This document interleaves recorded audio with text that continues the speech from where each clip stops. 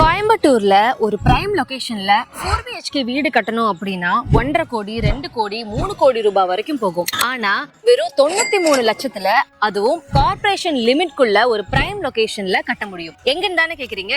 நம்ம ஸ்கைரைஸ்ல தான்.